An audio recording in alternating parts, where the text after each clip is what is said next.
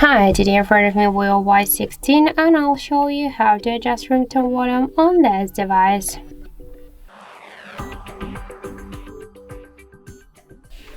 So first we should open the settings application and then tap to the sound section.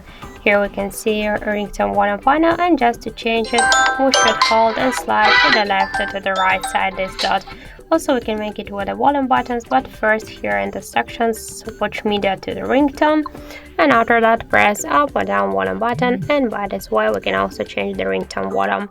And when you can make it with the third way, just hold and slide to the up or to the down this blue dot.